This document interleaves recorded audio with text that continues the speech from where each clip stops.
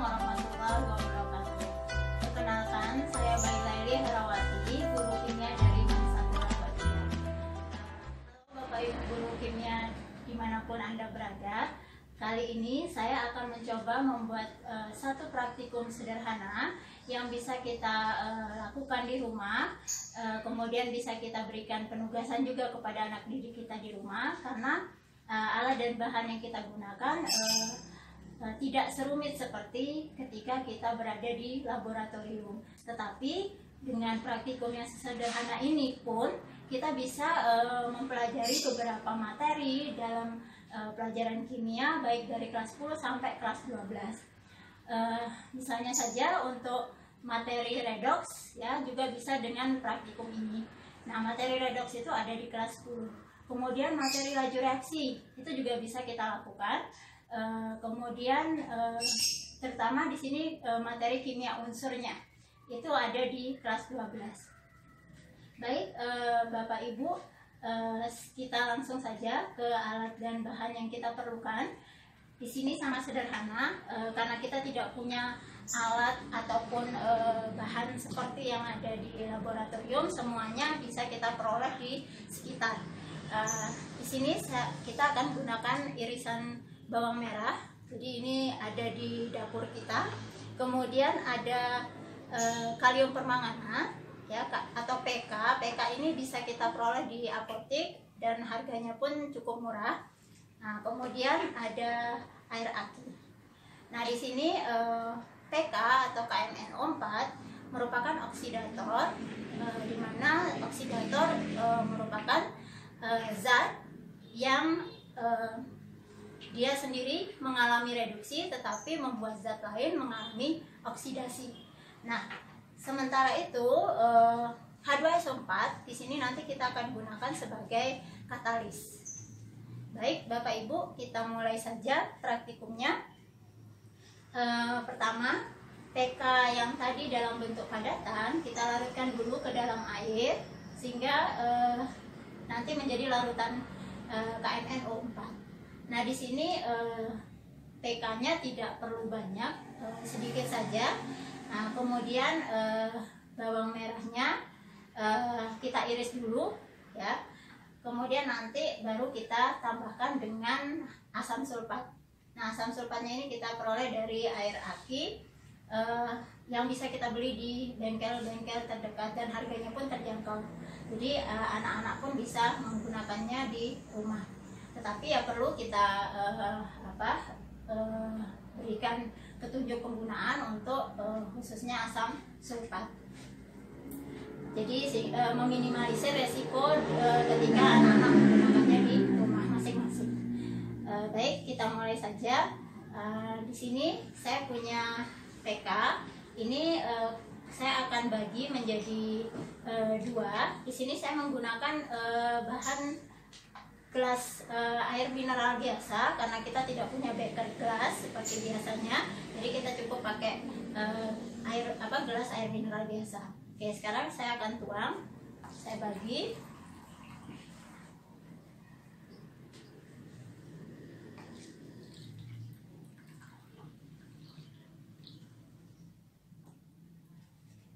Ini saya sisain sedikit sebagai larutan kontrol. Jadi untuk melihat warna KMNO4 sebelum kita tambahkan bawang merah. Jadi gelas yang pertama akan saya tambahkan bawang merah secukupnya saja.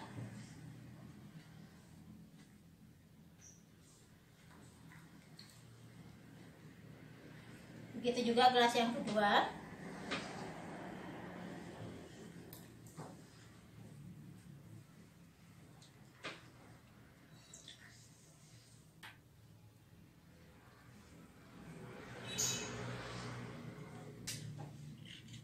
Jadi di sini kita nanti bisa melihat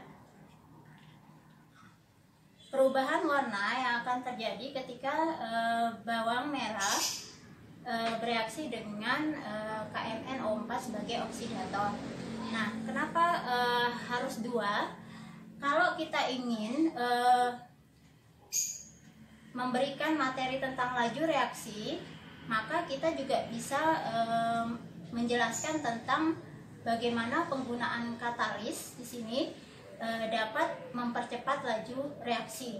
Jadi kalau anak-anak ingin melakukannya di rumah, Bapak Ibu bisa memberikan petunjuk, yang satu diberikan katalis, yang satu lagi tidak perlu diberikan katalis. Nanti mereka bisa cukup menggunakan stopwatch yang ada di handphone mereka untuk menghitung seberapa cepat bawang merah dengan katalis, bawang merah PK dengan katalis, atau bawang merah dengan PK saja.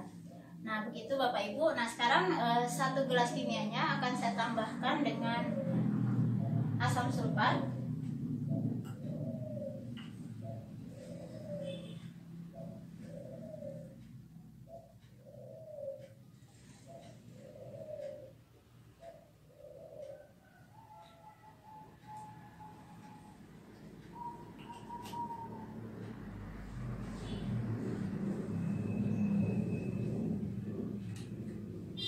Oke, di sini perlahan-lahan akan terjadi reaksi oksidasi dan reduksi, di mana KMnO4 yang tadinya Mn-nya bermuatan plus 7 ini lama-kelamaan akan berubah warna. Bisa Bapak Ibu lihat di sini sudah mulai kecoklatan. Ini menandakan adanya penurunan bilangan oksidasi dari Mn plus 7 menjadi Mn plus 4. Kalau kita tunggu beberapa saat berikutnya, maka nanti akan terjadi perubahan warna lagi. Yang tadinya berwarna coklat itu nanti akan berubah warna menjadi bening. Nah, ini menandakan bahwa telah terjadi penurunan bilangan oksidasi atau penurunan muatan dari Mn plus 7 menjadi Mn plus 2. Nah, di sini kita bisa jelaskan kepada anak-anak bahwa telah terjadi reaksi reduksi. Nah, reaksi oksidasinya di mana? Seperti tadi di awal saya katakan bahwa KMnO4 sebagai oksidator kuat, dia bisa membuat zat lain mengalami oksidasi, tapi dia sendiri mengalami reduksi. Jadi yang mengalami oksidasi di sini adalah SO2, di mana S-nya itu berasal dari bawang merah. Jadi sulfurnya itu berasal dari bawang merah yang mengalami oksidasi menjadi SO2. Kemudian ketika kita reaksikan kembali dengan KMnO4, maka SO2 tadi berubah menjadi SO3. Nah, di situ S-nya mengalami kenaikan bilangan oksidasi atau mengalami yang disebut dengan reaksi oksidasi. Nah, ini bisa kita lihat perbedaan juga, di mana ketika gelas yang pertama kita berikan katalis dengan gelas yang kita tidak berikan katalis, ini reaksi yang terjadi pada gelas yang diberikan katalis itu reaksinya cukup cepat. Terjadi perubahan warna di sini. Nah, jika kita inginkan materinya berkaitan dengan laju reaksi, maka kita bisa meminta siswa untuk menghitung seberapa cepat reaksi antara KMnO4 dengan bawang merah dengan diberikan katalis H2SO4. Nah, pertanyaannya, apakah H2SO4 bisa kita ganti dengan HCl misalnya? Nah, H2SO4, jadi reaksi redoks yang terjadi di sini kan dalam suasana asam. Jadi kenapa memakai H2SO4? Jadi H2SO4 di sini tidak menimbulkan efek samping. Tapi kalau misalnya kita gunakan HCl, maka nanti KMnO4 itu bisa mengoksidasi Cl- yang ada pada larutan HCl, sehingga nanti Cl-nya itu bisa berubah menjadi gas Cl2. Nah, ini Bapak Ibu hasil akhirnya sudah terlihat bening. Nah, ini menandakan sudah terbentuk Mn dari Mn7+. Jadi terjadi penurunan bilangan oksidasi atau terjadi reaksi reduksi. Demikian Bapak Ibu, semoga ini menjadi satu masukan untuk Bapak Ibu belajar bersama anak siswa kita di rumah, tanpa harus panik kita tidak punya lab atau tidak punya alat dan bahan seperti biasanya, tetapi kita juga bisa praktikum dengan alat dan bahan yang ada di rumah kita masing-masing.